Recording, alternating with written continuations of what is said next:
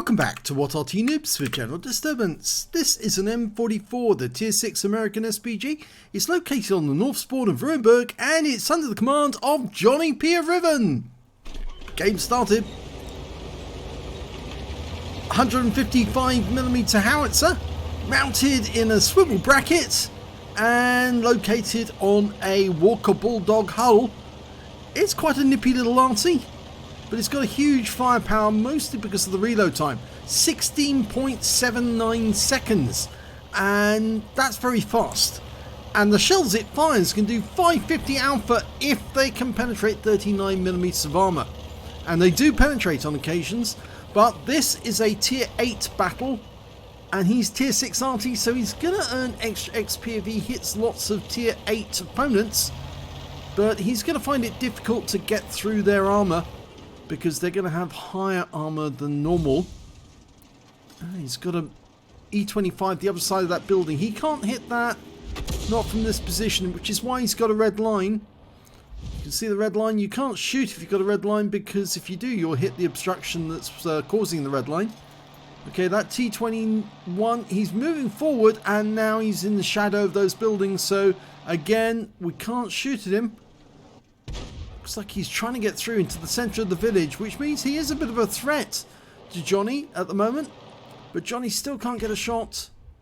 He can get a shot at that T-3485 then, and he's dialing in. He's almost ready to go. Rounds out. Direct hit. 217 hit points and some stun. He's putting back into cover, and now we've got an E2. That's a Sherman Jumbo. The Assault Jumbo. Going for the T-3485 again. Rounds out. Direct hit again. That guy's going to feel it's personal. But he's doing his job. That's what he's supposed to do. Okay, we've got a Super Hellcat there. He can't shoot at that. It's a red line. But he can hit that Leo, who's sitting on the corner trying to defend it. And we temporarily lost sight of him, but we're firing around in. And he's moved. He's not there. Or at least if he was there, it was only a splash hit. Okay, it's a Wizzy 111 there for a moment.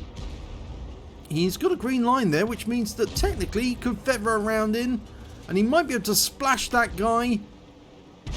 Trying to work out where he can fire. Rounds out. Hits the building, so it did hit the obstruction.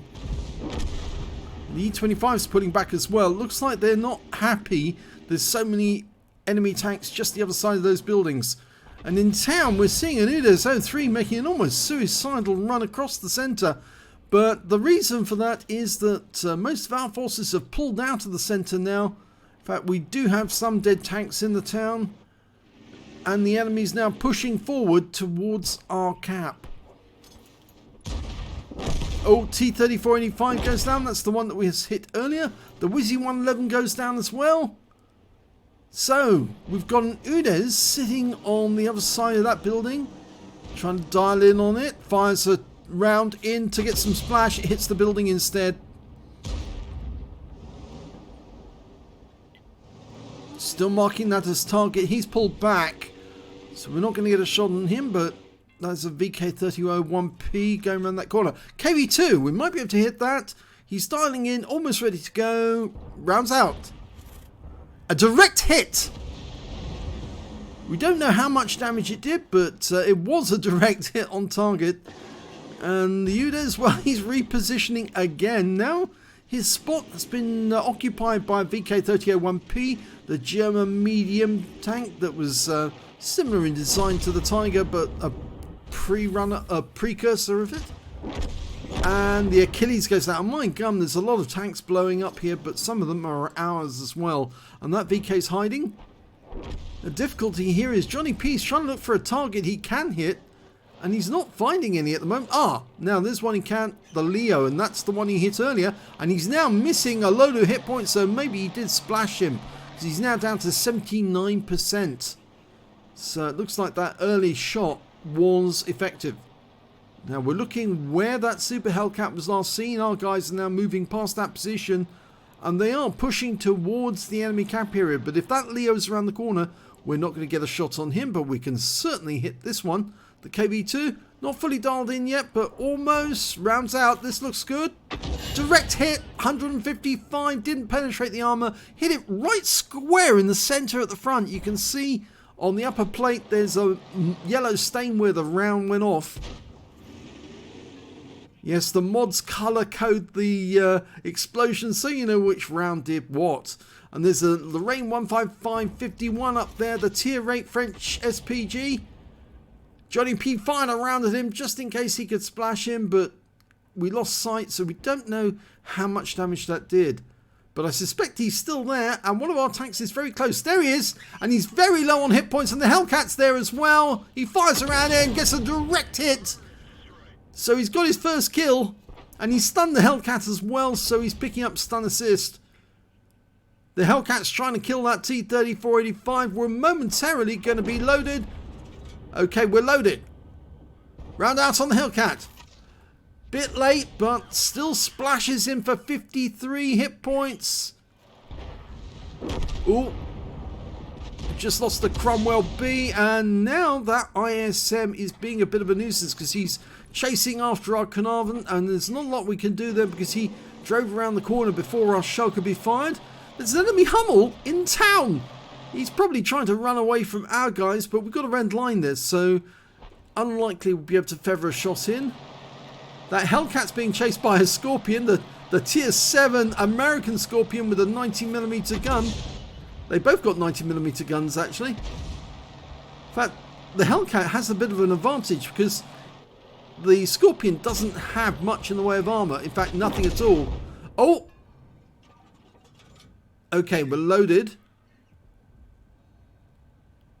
It's 4 against 2 now.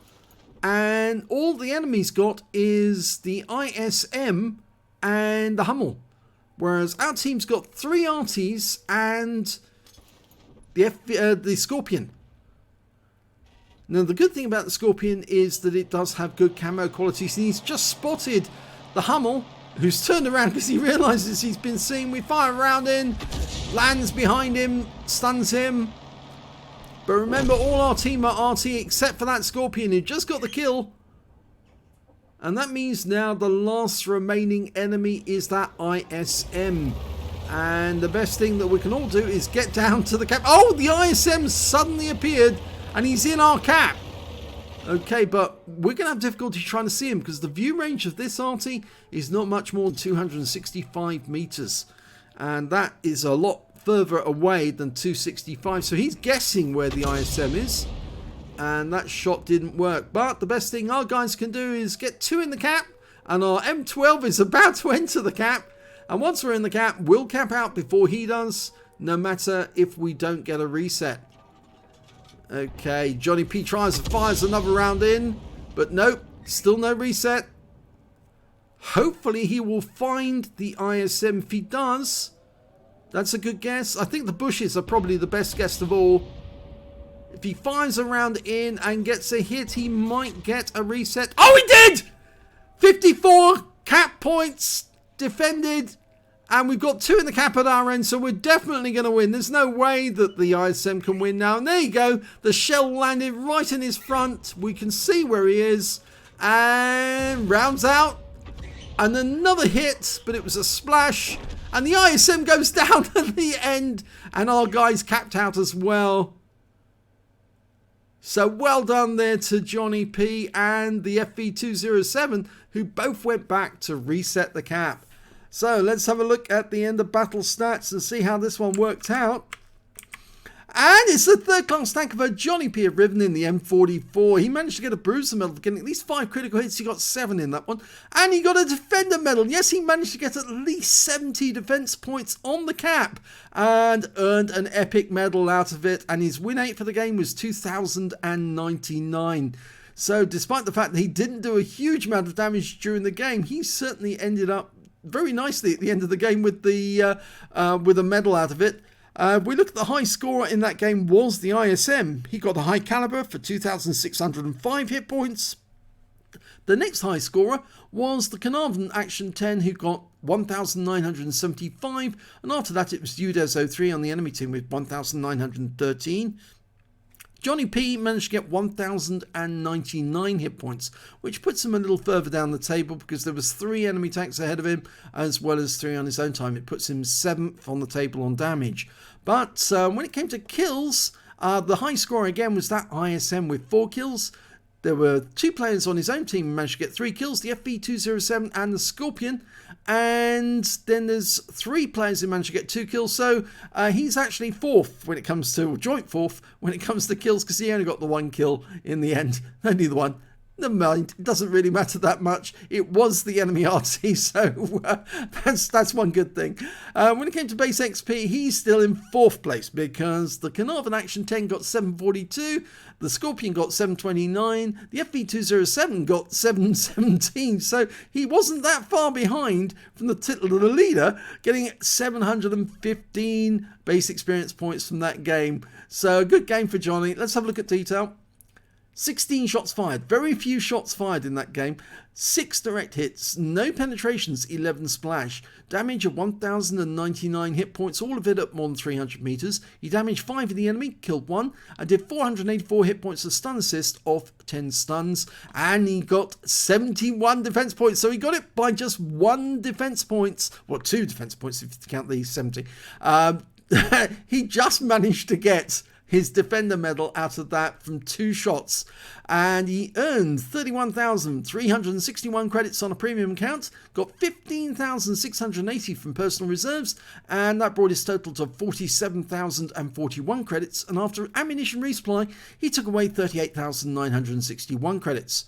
He picked up 1 bomb for getting the defender, and 1,072 XP for the game, times 2 for the first victory, got 2,146 for completing the mission and events, and 536 from a personal reserve bonus, so he took away 4,827 experience points altogether, and he says it's a rare pub match with the actual cooperation at the end. Well, it was, because the FV207 was helping him to keep the resets on that ISM, and whilst the other guys at the other end were capping to make sure that it was a definite victory. So it did work out very well in the end for the team. It looked a bit dicey at some points because once the enemy had control of the town, I thought, they're going to be squeezed into the northeast corner of the map because all they really had control was of half the village and the outskirts or northeast corner. But it did work out okay in the end, and congratulations. If you enjoyed that replay, please give this video a like and do subscribe to our channel. Hit that little notification button so you get alerted when a new video comes out. We're trying to put as many out as we can a day at the moment. We're trying to get to 5,000 videos before Christmas. It's going to be difficult, but we will try. Thanks for watching.